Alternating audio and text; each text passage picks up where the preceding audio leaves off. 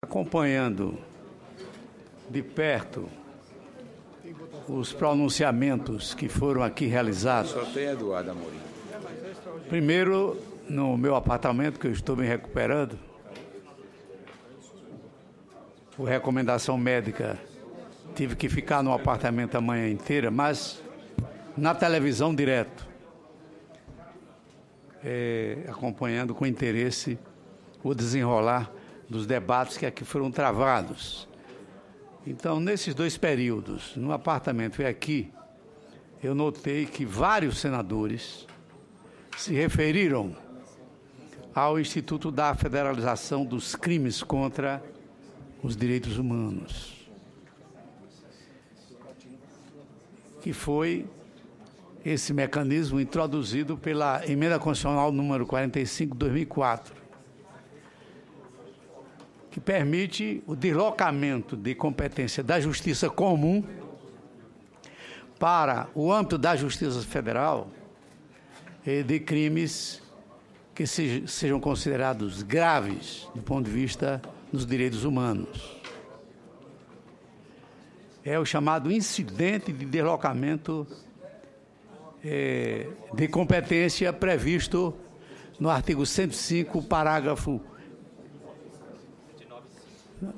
artigo 9º, artigo 109, parágrafo 5º da Constituição Federal. Nós temos observado, senhor procurador, que os grupos de extermínio estão se multiplicando no Brasil, notadamente nos últimos tempos, nos últimos meses. Ocorreram, por exemplo, crimes como o do bairro Cabula, na Bahia, onde foram assassinadas 12 pessoas. Em Manaus, 37 pessoas. E em Barueri e Osasco, São Paulo, 18 pessoas foram trucidadas. Em poucas horas, em menos de 3 horas. São chamados crimes cometidos por justiceiros. Pessoas que, por um motivo qualquer, até por vingança, se unem para cometer atrocidades. E, infelizmente, correm notícias na mídia de que esses grupos de extermínio que se organizam vez por outra nascem no âmbito da polícia. Ora, se a polícia é o órgão instituído para dar segurança ao cidadão, podemos imaginar o quanto pais de família, mães de família, estão sofrendo emocionalmente com mortes tão violentas que, por suspeição, ocorreram por conduto da polícia. Eu gostaria de saber de Vossa Excelência, já que é atribuição do Ministério Público atribuído pela nossa Constituição fazer esse deslocamento, quantas ações já foram propostas desde 2004, visando coibir ações de grupos organizados, notadamente feitos no âmbito da polícia, para a destruição de vidas humanas. É importante que a gente saiba da atuação do Ministério Público neste setor, já que no campo do combate à corrupção, da lavagem do dinheiro, da formação de quadrilha, o Ministério Público tem atuado de forma exemplar, merecendo os encômios e o reconhecimento da sociedade brasileira. Em vista senhor relator, não por desconfiança, mas porque a própria Constituinte já vislumbrava uma maior participação da sociedade civil, e não só o Ministério Público, nesses crimes, é que nós apresentamos uma PEC, uma proposta de emenda constitucional, estendendo esse deslocamento da ação federal a pedido não só do Ministério Público, também de outras entidades, como, por exemplo, a OAB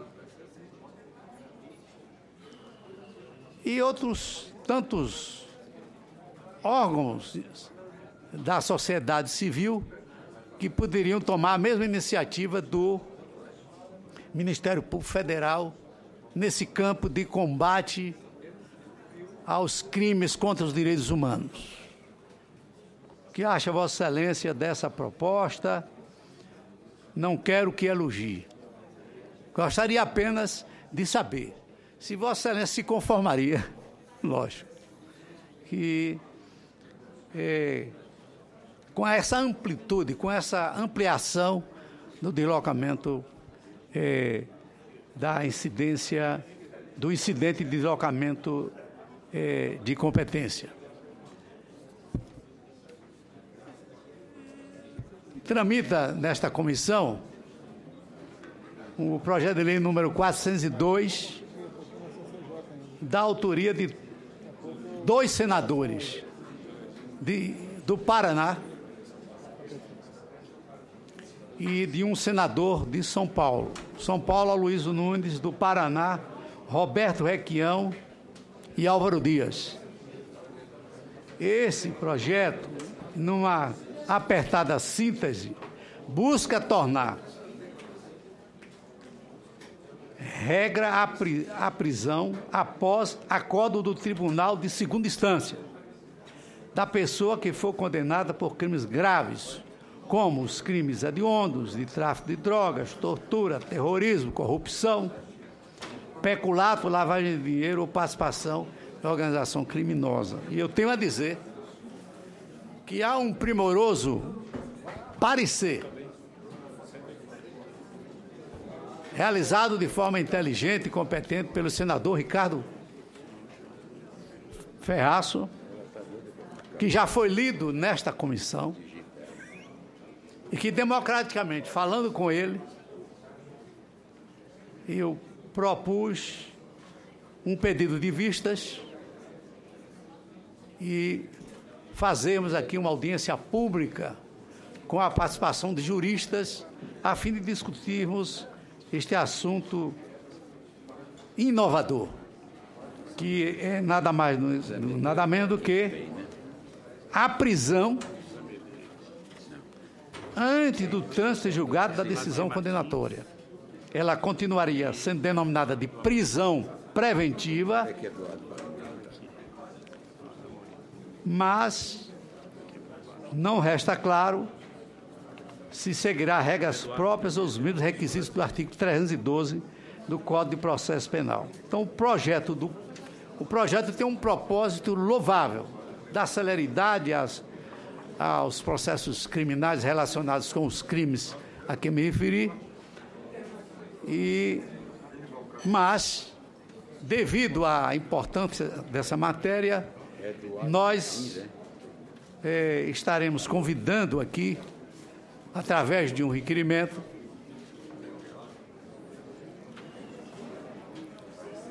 várias autoridades, inclusive o próprio Ministério Público Federal. E para nós seria uma honra a sua participação.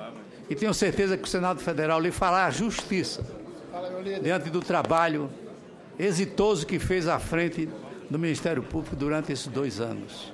Quero dizer que Vossa Excelência merece o nosso respeito, merece a nossa admiração pela sua coragem cívica, pelo seu equilíbrio e devotamento à função tão importante que lhe é delegada pela Constituição Federal.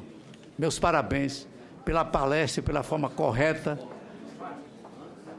cordial, cavalheiresca com que respondeu todas as perguntas dos senhores senadores e senadoras nessa comissão. Esta, sem dúvida alguma, é uma reunião histórica que Vossa Excelência está participando juntamente com todos nós.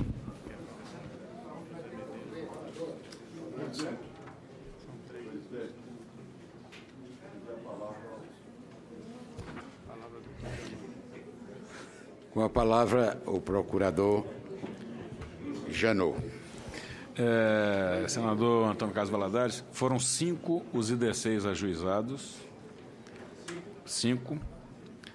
O primeiro, que foi emblemático, foi o assassinato daquela missionária Dorothy Stang, que foi brutalmente assassinada, crime de violação de direitos humanos, e essa federalização foi negada. Então, esse é um instrumento que nós temos que ter cuidado para não banalizar e fortalecer esse instrumento, que é de extrema importância para a justiça brasileira, né? A União responde perante as cortes internacionais sobre violação de direitos humanos, que a maioria das vezes quem julga é a Justiça Estadual e o Ministério Público Estadual. Nós tivemos agora, no que se refere à violência policial, 2 grupos de extermínio, aliás, com participação de bando, 2 que nós tivemos sucesso. Foi um de Pernambuco, em que houve o assassinato de um promotor, e o IDC que se refere a Goiás, em que algumas investigações de Goiás vieram para a esfera federal. Então foram 5 IDCs, sendo que os 2 últimos nós tivemos sucesso, o IDC 3 e o IDC 5, exatamente nessa área de bando, enfim, de crime. 5. No que se refere ao projeto de lei, com o maior prazer, né, o Ministério Público quer contribuir para enfim, essa tormentosa questão.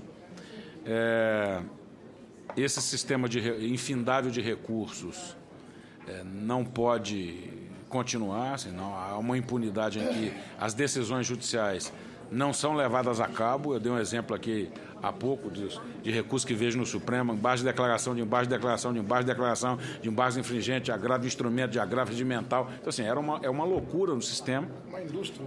É uma indústria de recursos, com certeza. E temos que, sim, organizar esse sistema de recursal, lembrando que o Supremo agora já está permeável, pelo menos nas conversas que a gente faz com os ministros, para rever a posição da presunção de inocência só com o trânsito em julgado definitivo da decisão. O Supremo hoje me parece permeável a esse tipo de discussão, que seria muito bom para o efeito da aplicação da lei penal. Mas, com muito prazer, né, o Ministério Público estará presente na audiência pública, sim.